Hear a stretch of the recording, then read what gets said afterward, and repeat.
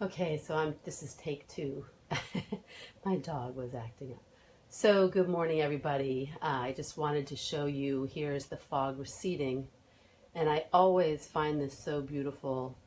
This is a moment in my day when I can take it that I just receive from the world outside. I receive the beauty, and it's a quite natural thing for me. I'm very in tune with the world around me, the nature world. And so I just wanted to show it to you before we switch back to me.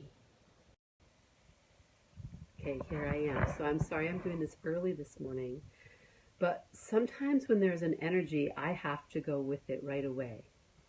And the energy was very strong this morning about receiving. And like, okay, I had another class planned about talking about, questions, asking, but it's okay to mix it up because this might help you receive your questions. It's going to sound a little funny, but it might help you receive your questions.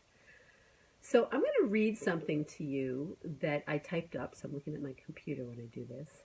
That is from the book Divorceless Relationships, which is an excellent book. There's lots of excellent books, and they do recycle the same material, just in different, chapters of your life. Or things that might pertain in life. So this one is from Gary, and this is what he says. People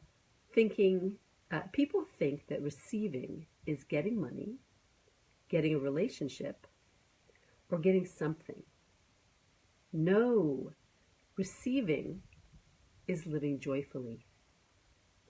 When you live joyfully, you can receive anything. And therefore you ask what everything you ask for comes to you. When you get this, you can change everything and have a totally different life. Okay, so why this is so important is because whatever you're not willing to receive cuts off your awareness. And an infinite being receives everything. And as I was saying the other day, we receive like 1%, 2%. Oprah, they say, is 18. Branson is 20%. So even these highly functioning, amazing people aren't even receiving as much as they could. We'd probably explode or no one could handle us. We'd be so intense if we could receive everything. But what I want to talk about today is, what are you not willing to receive? So there's a little exercise that you can do, and they recycle this around Access a lot, and that is, think of something you really aren't willing to receive. Are you not willing to receive an aunt or a mother-in-law? I'm just going to say that because I think someone told me that recently. So everything they are and everything that is, if you can't receive them, then you've cut off part of your infinite being. You're that much less of an infinite being. So, who and what are you not willing to receive? So let's talk about I'm petting the dog, so she'll be okay while I do this. So just think about your accomplishments. So many people think about where they're going, right? Where they're going, not where they are or they have been. And so this is a moment in which we can look at the past and it can contribute to the future. And that is, what have you accomplished? What have you contributed to your life and anywhere else? And as soon as you recognize that, as soon as you are aware of it and you receive it, then you're more. You are more of you. You are more of your infinite being.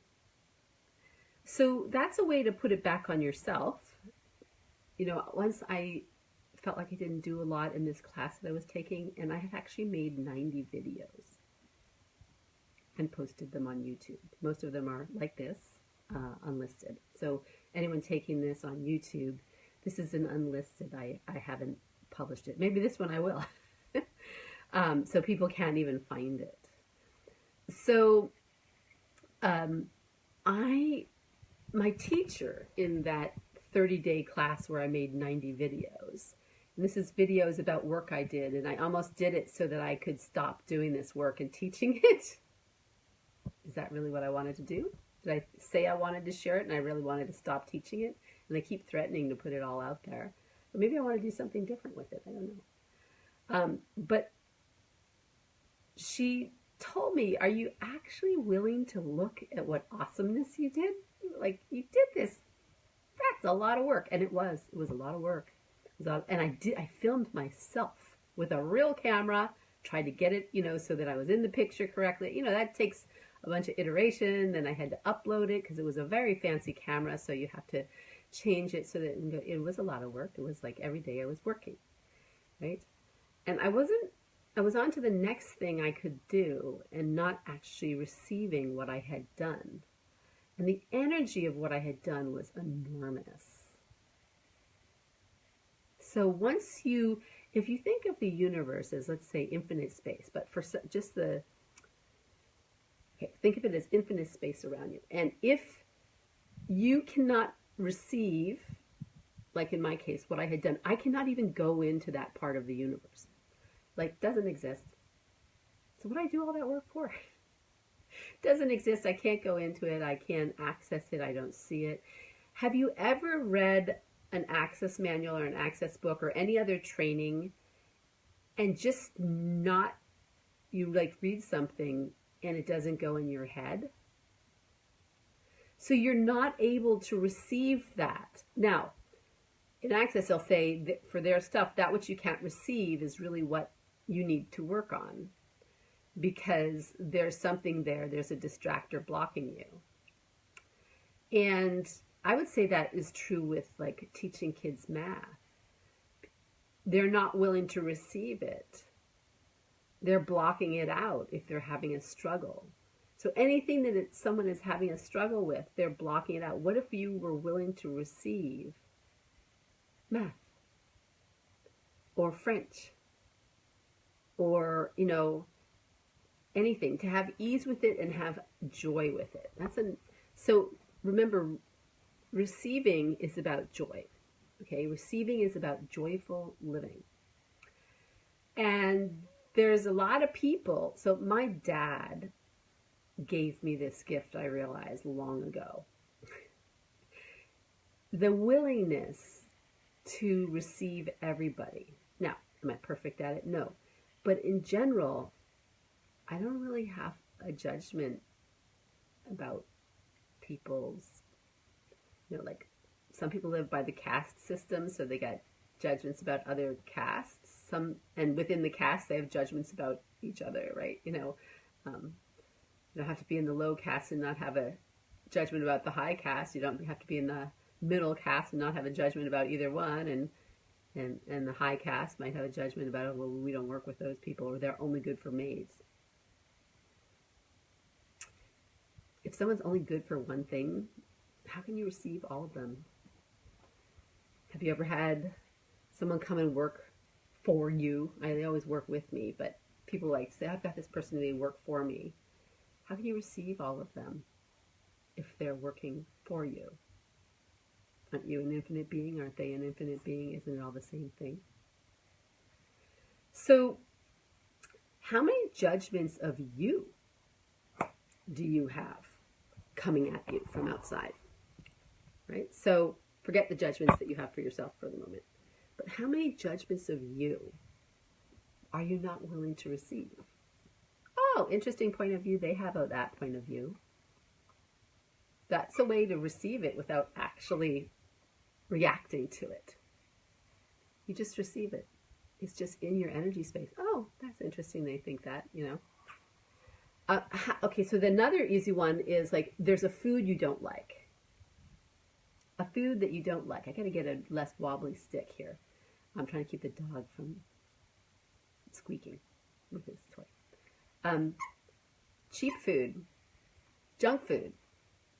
Oh my God, how many people have a point of view about how you're supposed to eat? And because that, they can't receive anybody who doesn't eat that way. So let's say you want to run a business and you need customers or clientele, and you have all these points of view about people. You cannot receive anything from those types of people. That money, that business, that's gone from your life. And I do have friends like this. And, you know, they like to say they're not like that. A lot of us do, but they are, you know. And I raised my kids so green. I had such a point of view about how you were supposed to eat that a psychic who became a very good friend of mine said, who I thought was uneducated because she didn't go to traditional school, right? But man, if you ever want to think a psychic's uneducated, well, watch out. You might get a surprise. I mean, in your own head, they're not going to do something to you. But so she told me, and she fed her kids terribly, and I had a judgment of it, right? And so I was having a judgment of her being a bad mom. What do I like to be now? Sometimes I'm like, oh my God, that's so fucking heavy all the time. To be the good parent, they have to eat this way. They have to do this kind of stuff. To have so much control and so much rejection of the world that you can't receive your totality as an infinite being because you reject so much. So she told me, okay, it's good to, you know, feed your kid well, you know, put nutrition in their body. Yes, we have bodies that need nutrition, but feed it a little Coke every once in a while. Put some sugar in because she won't be able to handle it. Well, guess what happened? She wasn't able to handle any sugar. She went bonkers on the smallest things. And it was a nightmare at night, or a nightmare when we're going out to have fun and have ice cream. She couldn't even have it. It just wrecked her system. And so I like, oh my God, I had aligned and agreed with all these friends and all my yoga community and everything that had all these points of view. And I'm like, judgy. No wonder why there's a large part of me that was moving away from some of this, even though I didn't recognize it for that reason. I didn't fit in, of course, trying to fit in, but because I actually,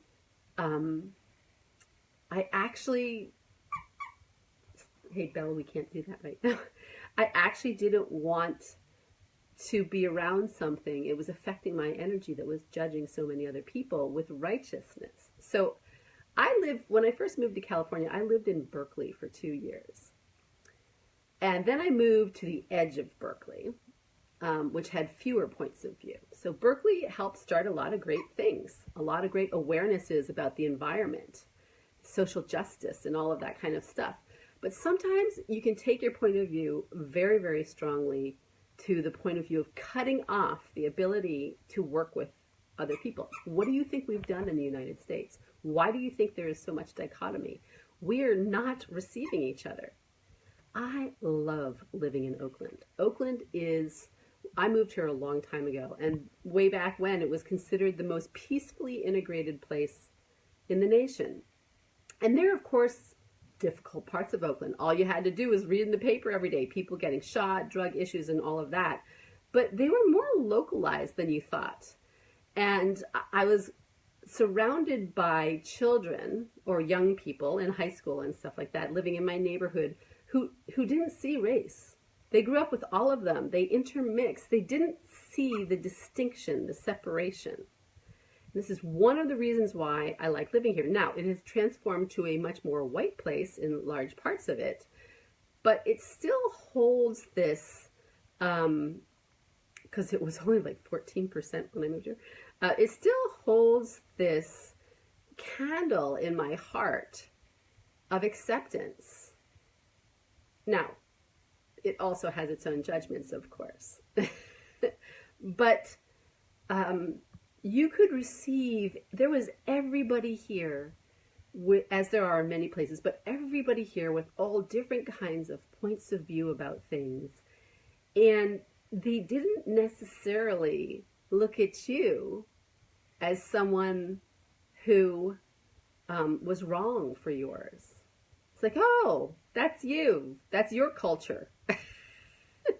Now, I don't want to paint a rosy picture where there are some issues, but I just wanted you to know that when you live in an area and you don't even actually recognize it, you live in an area that's more receiving, and you come from an area that was very judgmental, and the Bay Area is very judgmental.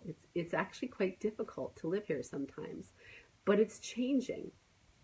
And so I want you in this exercise to look at all the things that you reject. So Gary Douglas has this exercise where, and actually Dane, I guess too, where you go into a grocery store and you look at all the things you would never buy. You could go to a department store, you could go to Walmart. That would be my judgment, right? That's more about Walmart as a company, not about the stuff in it. You could go to a beauty products place and see the things that you would never buy, the things that you would never lay your hands on. Like, look at the ugly sweater that you would never buy, the thing you have the judgment of it, and see if you can receive it. Can you receive the ugly sweater? Can you receive the total processed junk food full of all those things that you think you would never touch? What if you could buy it and eat it and receive from it? So everything you can't receive is a way that you cut off your awareness of being an infinite being. And remember that some of those reasons why you can't receive it don't even come from this lifetime. It's not a nature-nurture thing. It might be from the past.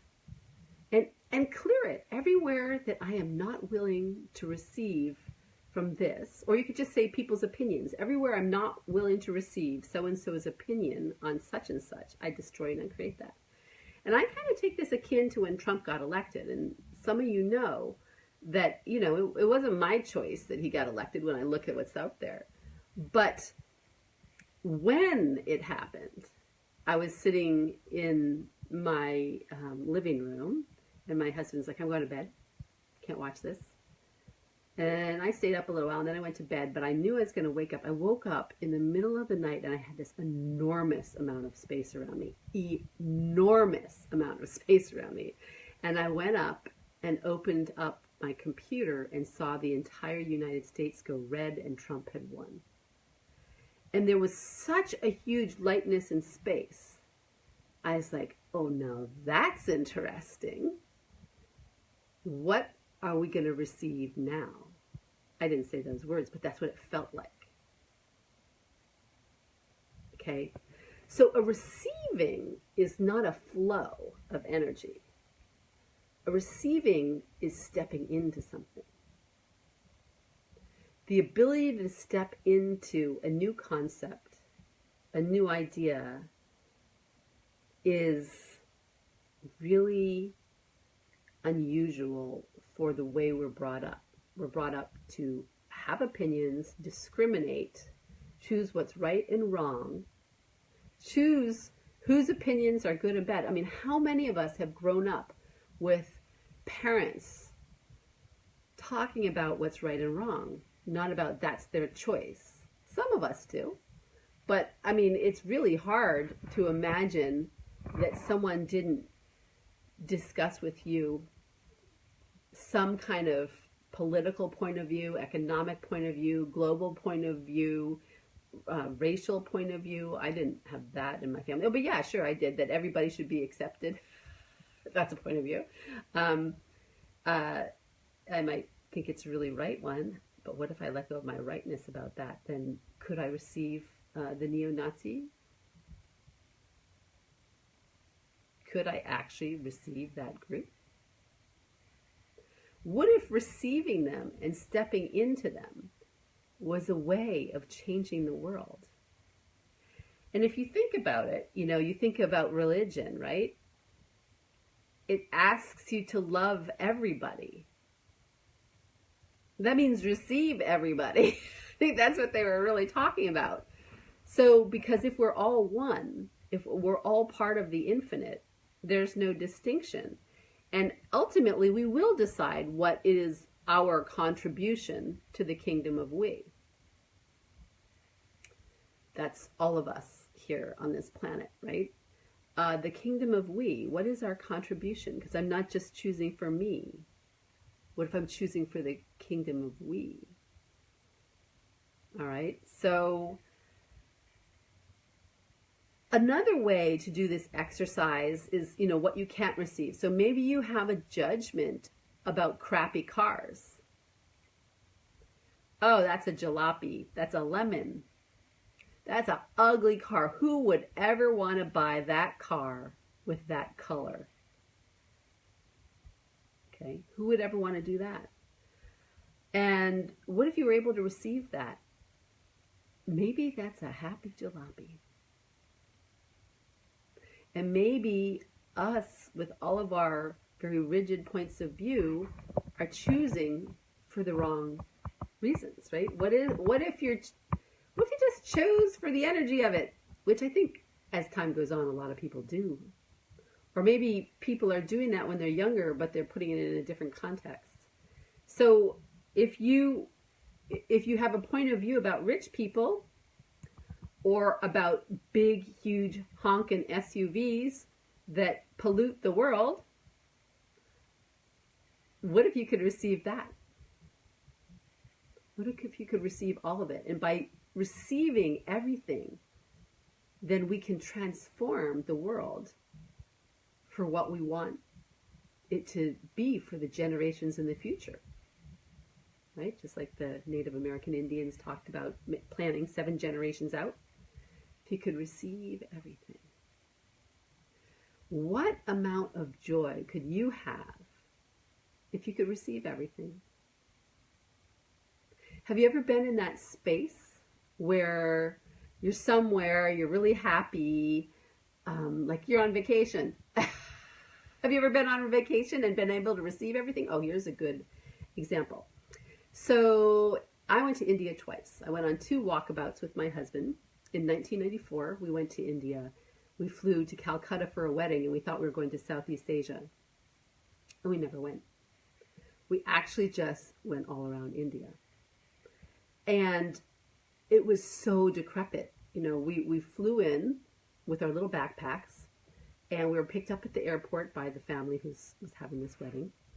And they said, just look left and right. Don't look straight. It'll drive you crazy. And it was like hordes of people and cows and everything, and the cars just weaving through them. And I understood what she was talking about. And when we walked through the town of Calcutta, you could see that the ground had been pulled up, and there was literally spaghetti of telephone wires underneath the ground. Spaghetti.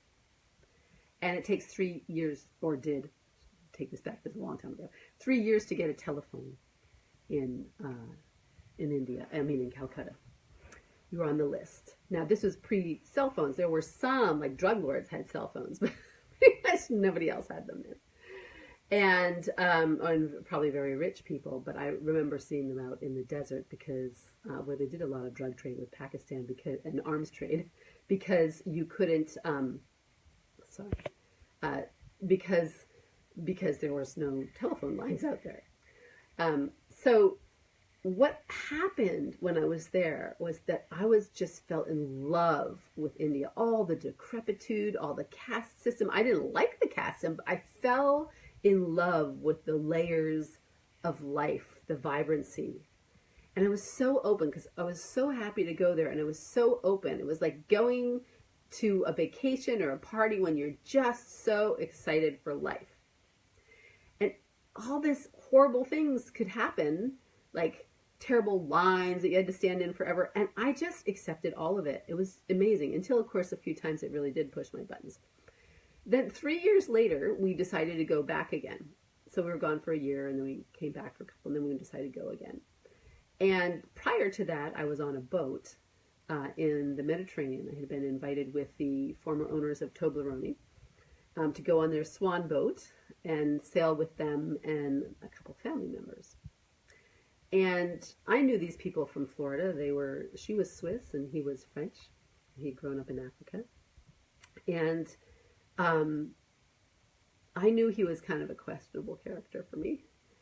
And we were on a sailboat. You don't get off a sailboat when stuff happens, right? And he said he was horrible to us. Like his wife would bring out, this is a multi-millionaire, right? His wife would make lunch and bring out the margarine or whatever it was. And one day she brought out 2 of them.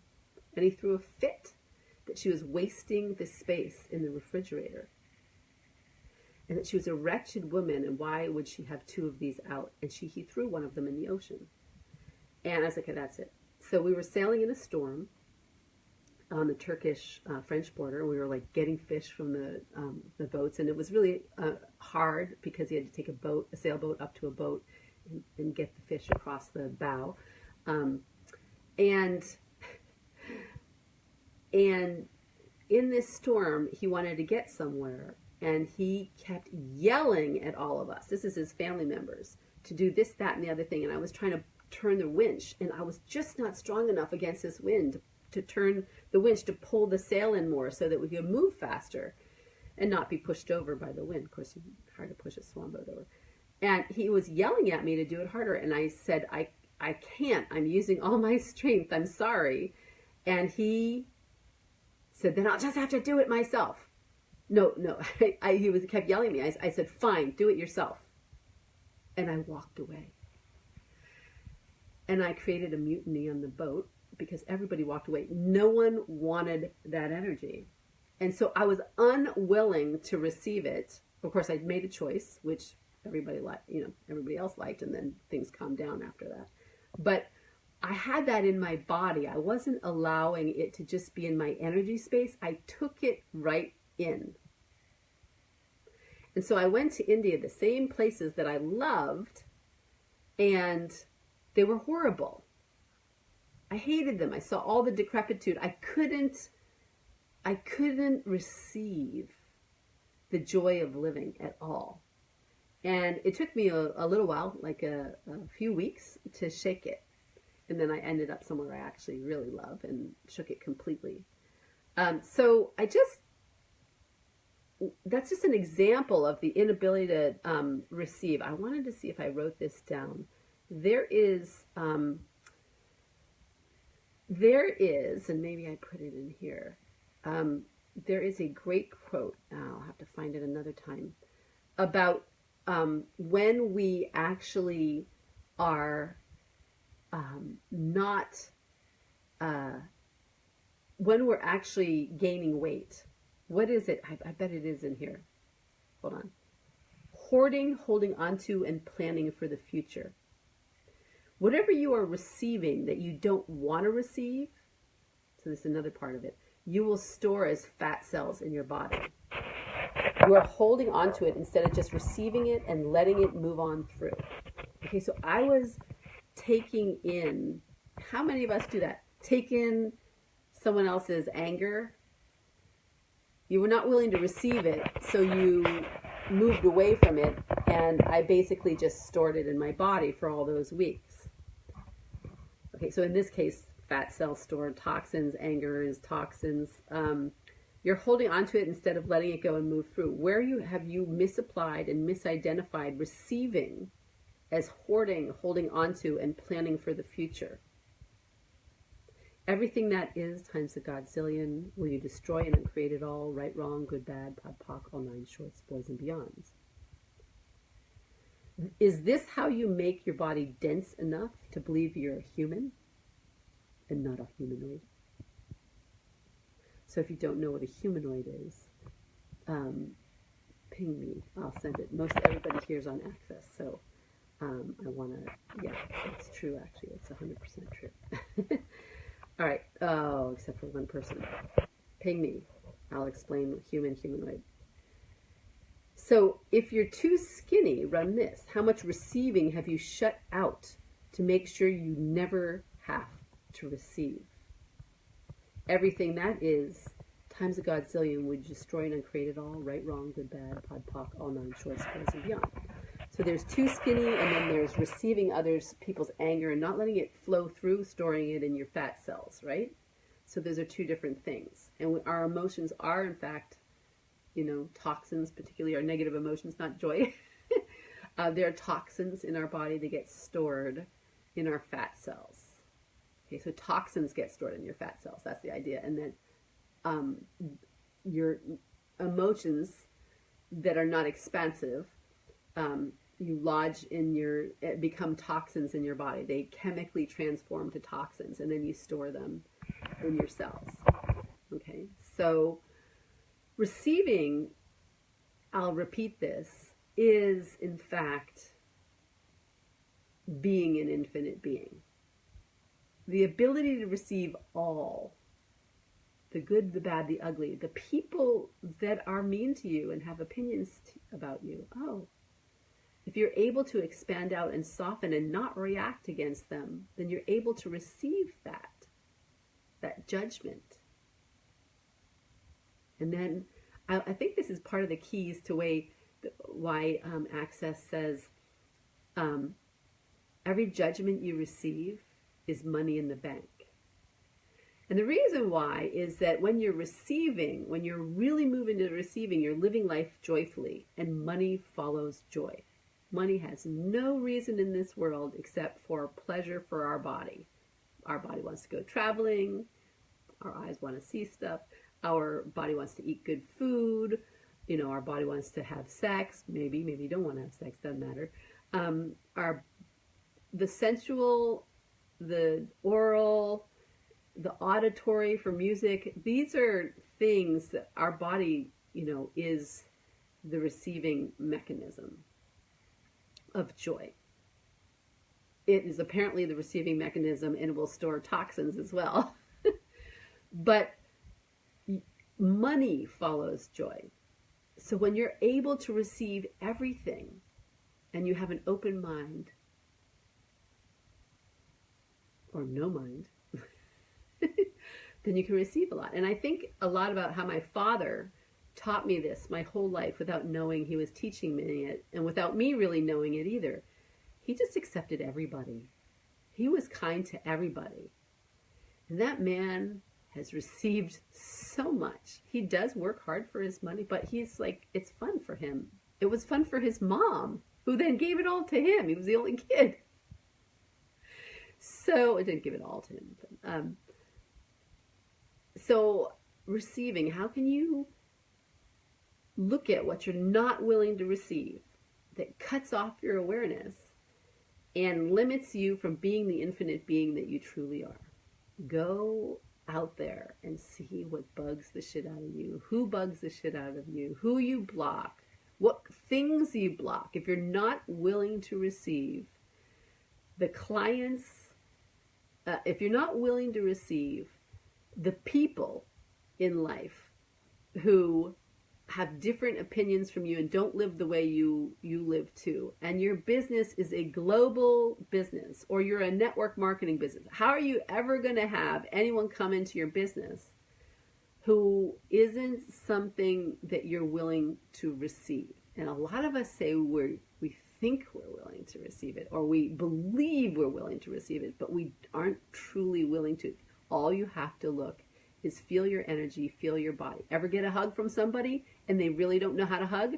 They kind of like, or they're sort of soft, and you're like, wait, where's the receiving in that? There is no receiving. Where is that person cutting off their receiving from the world? And imagine if they're doing that just from a hug, what they're doing out there, no matter how nice they are when you're with them. They could be really great on some level, and then you can see what they're not willing to receive. So who and what are you not willing to receive? I keep repeating myself because maybe it might sink in that if you received it, would give you all of your infinite being. And the infinite being is where the joy is. Living joyously is receiving. So opening your receiving might help you receive the questions that you want to ask in order to receive more. Kind of like a do loop. All right, I hope that makes sense. I'm going to stop talking now. But I had to go with it because the fog puts me in that receiving mood. And here, I'm going to go the other direction here. All right, so you get to see more and more. Now you can see the buildings out there. And so the day is coming in. And before the day comes in, I want to receive all. Because that's one of the places I do. Have a nice day.